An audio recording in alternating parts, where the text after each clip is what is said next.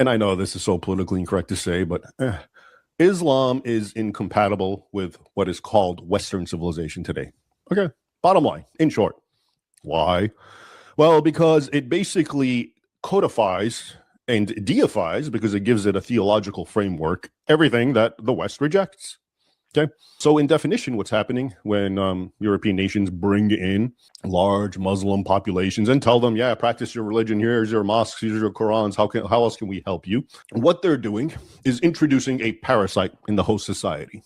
All right. Again, I know this is very inflammatory type language, but hear me out. So Islam, first and foremost, again, how is this antithetical to Western norms?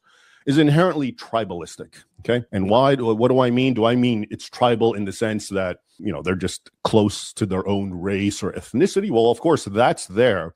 But what I mean is, above and beyond that, it's a doctrine. And I've talked about this particular doctrine because it's the most important one, I think. It's actually more important than jihad because it's what actuates jihad. It gives it the sort of intellectual and moral fuel. And it's the doctrine of, in Arabic, al-wala wal-bara, which you can translate as loyalty and enmity.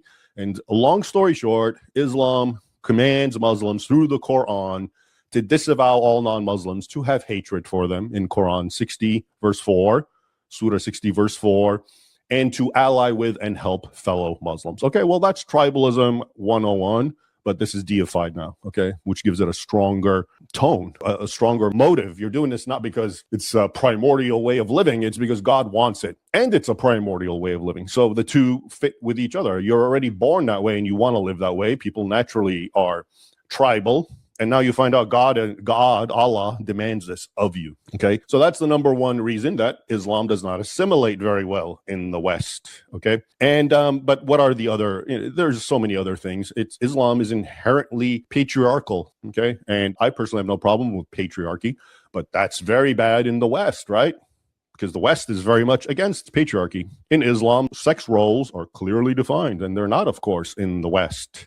Okay, but then there's more obvious things, in Islam, you have to war on and even kill the blasphemer and the apostate. So there's no freedom of religion, which supposedly exists in the West, or at least for every religion except Christianity. Of course, Islam has an inherently built-in thing of supremacism. This is everywhere in the Quran. You can read about it. Quran 9:29, fight the people of the book, which are Jews and the Christians, until literally it says they feel submitted and subdued and pay tribute, feeling humbled. Okay.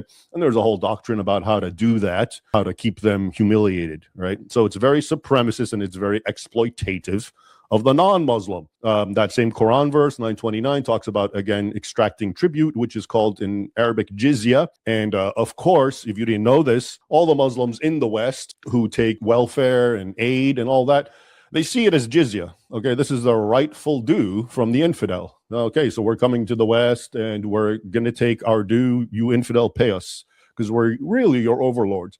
And some of them say it flippantly and jokingly. There was that one very famous cleric, Chowdhury, I think he's in jail now, finally, who boasted about how his many wives and many children in the UK were all supported by welfare. And he said, well, yeah, it's jizya. They owe us this, right? So taken together, it makes sense why a person may not want Islam in their country, a Western country, okay? Because, like I said, you're introducing a sort of parasite into the host body. It contradicts. The two contradict, and one's going to feed off the other. That is why we're even having this conversation. And of course, we can get into the history, which is what I really like to talk about how for 14 centuries, Islam has been waging war on the West, which was primarily Christian. All those Muslim nations today of the Middle East were primarily Christian, from all the ones in the Middle East and Egypt and all the way to modern-day Morocco, Iraq, Turkey. Okay, so it was conquered. It's been a long-term goal to conquer the rest of Christendom, which was the final bastion was Europe, which fought back severely and violently to maintain its civilization and its culture and its religion, until recently, when it's been doing the exact opposite to kill itself, right? So that's where we're at. And as a final point, which I just remembered, since we're talking about the case against Islam, I think it was in 2015, when a rather gory video came out of ISIS, the Islamic State, in Iraq and Al-Shem in Iraq and Syria.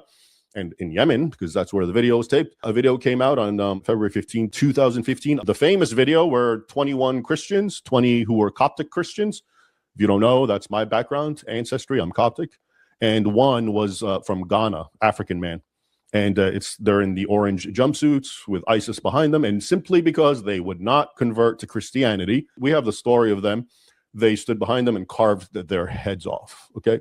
So that's another reason, as a simple reminder. And actually, any date you look at on the calendar, you will find these sorts of things, Islam being featured in them. I'm showing you and I'm giving you the case against Islam amongst non-Muslims, in this case, Westerners.